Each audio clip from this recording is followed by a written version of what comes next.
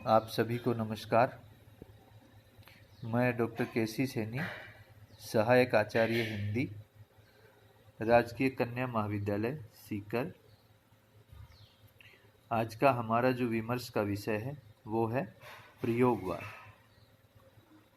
प्रयोगवाद के प्रवर्तक सच्चिदानंद हीरानंद वात्स्यायन अज्ञेय।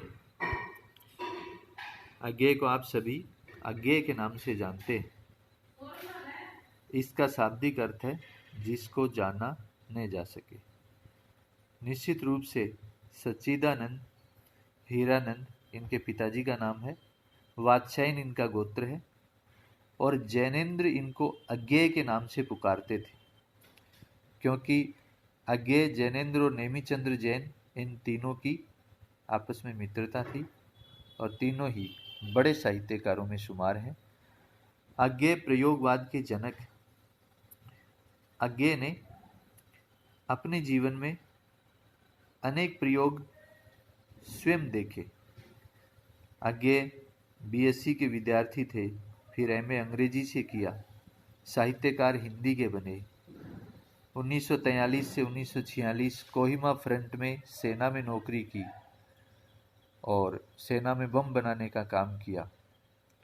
अलाबक्स के नाम से ये राष्ट्रवादी कविताएं लिखते रहे और कभी कहाँ और जीवन में अनेक प्रकार के उतार चढ़ाव जो इन्होंने देखे, उसी की बदौलत इनके जीवन में अनेक प्रयोग हुए और उनकी प्रयोगधर्मी जो मानसिकता है वो साहित्य में मुखर हुई। तो हम बात करते हैं प्रयोगवाद की। प्रयोगवाद का आरंभ 1943 से माना जाता है और प्रयोगवाद की जो परिधि है वो 1943 से 1951 जब नई कविता शुरू होती है वहां तक मानी जाती है। और नया जो प्रयोग था वो किस रूप में था, जैसा आप देख रहे हैं कि जिस कविता में नई संवेदनाएं, नए भावबोध, नए शिल्प का प्रयोग किया गया वह प्रयोगवादी कविता कहलाई। अर्थात अब तक जिस प्रवाह से कविता बह रही थी उसी प्रवाह में कुछ नए प्रयोग और जुड़ गए। वो शिल्प के हो सकते हैं, संवेदनाओं के हैं, नए भावबोध के हैं, नई भाषा के हैं, नए अलंकार हैं, नए प्रतीक हैं, नए बिंब हैं। अनेक प्रकार के प्रयोग इस प्रयोगवादी कविता में हमें दिखाई देते हैं। आगे का जो सबसे महत्वपूर्ण जो प्रयोग था और जो हिंदी साहित्य को सबसे महत्वपूर्ण जो देन है वो है तार सप्तक। तार सप्तक की स्थापना 1943 में की जाती है और तार सप्तक में अज्ञेय ने जिन 7 कवियों को संकलित किया वो आप देख रहे हैं। प्रभाकर माचवे, भारत भूषण अग्रवाल, रामविलास शर्मा, गजानन माधव मुक्तिबोध, अज्ञेय, नेमिचंद्र जैन और गिरिजा कुमार माथुर। इनको याद रखने का एक सूत्र आपके सामने है, प्रभा राग अनेगी, जो 7 कवियों का प्रथम अक्षर है।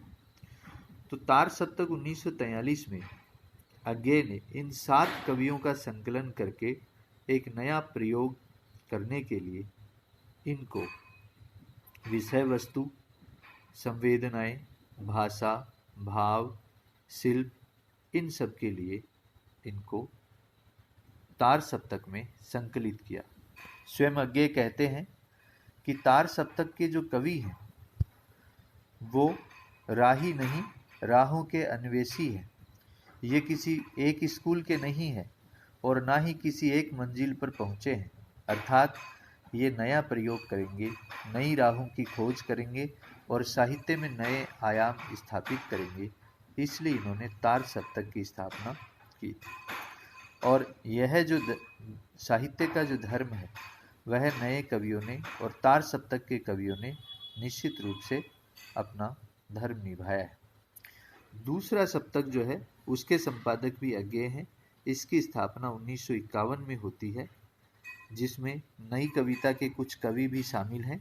आप देख रहे हैं हरि नारायण व्यास, रघुवीर सहाय, शमशेर बहादुर सिंह, भवानी प्रसाद मिश्र, धर्मवीर भारती, नरेश मेहता, शकुंतला माथुर। आप देख रहे हैं कि दूसरा जो सप्तक है उसमें शकुंतला माथुर एकमात्र कवियत्री है, और जो तार सप्तक 1943 है उसमें कोई कवियत्री नहीं है। शकुंतला माथुर गिरिजा कुमार माथुर जी की धर्मपत्नी है। तीसरा सप्तक है वो आता है 1959 में, इसके संपादक भी अज्ञेय हैं। इसमें कीर्ति चौधरी, कुंवर नारायण, केदारनाथ सिंह, प्रयाग नारायण त्रिपाठी, मदन वात्स्यायन, विजय देव नारायण शाही, सर्वेश्वर दयाल सक्सेना, ये तीसरे सप्तक को पोषित करने वाले कवि हैं। इसमें कुंवर नारायण, केदारनाथ और सर्वेश्वर दयाल सक्सेना बहुत प्रसिद्ध कवि रहे। चतुर्थ सप्तक है, इसके संपादक भी अज्ञेय हैं। ये 1979 में प्रकाशित हुआ। इसके जो प्रमुख कवि हैं अवधेश कुमार, राजकुमार कुंभज, श्री राम वर्मा, राजेंद्र किशोर, नंद किशोर आचार्य, सुमन राजे, स्वदेश भारती। इसमें भी आप देख रहे हैं सुमन राजे महिला कवित्री के रूप में शामिल हैं, और सुमन राजे को the queen of Hindi literature कहा जाता है। इन्होंने हिंदी साहित्य का आधा इतिहास लिखा है। इस प्रकार से अज्ञेय का जो एक नवीन प्रयोग था वह तार सप्तक के रूप में हिंदी साहित्य में प्रसिद्ध रहा। तार सप्तक 43, दूसरा सप्तक 1951, तीसरा सप्तक 1959, चतुर्थ सप्तक 1979। इन सभी कवियों ने हिंदी साहित्य में प्रयोगधर्मी विचारधारा के साथ साहित्य को परिपोषित किया एवं आज़ादी के पश्चात का जो भारत था उसको अपने साहित्य में एक अलग तरह की आवाज़ दी, अलग तरह की अभिव्यक्ति दी। इसलिए यह प्रयोगवाद 80 के दशक तक निरंतर चलता रहा। उसके पश्चात जो समकालीन कविता आई उसने प्रयोगवाद की जो भावधारा थी उसको समकालीन कविता के अंदर समेट लिया और साहित्य निरंतर आगे बढ़ता रहा। तो इस प्रकार आज हमने देखा कि प्रयोगवाद अज्ञेय के द्वारा शुरू करके किस प्रकार से 80 के दशक तक चतुर्थ सप्तक के जो कवि हैं उनके द्वारा परिपोषित किया गया। धन्यवाद।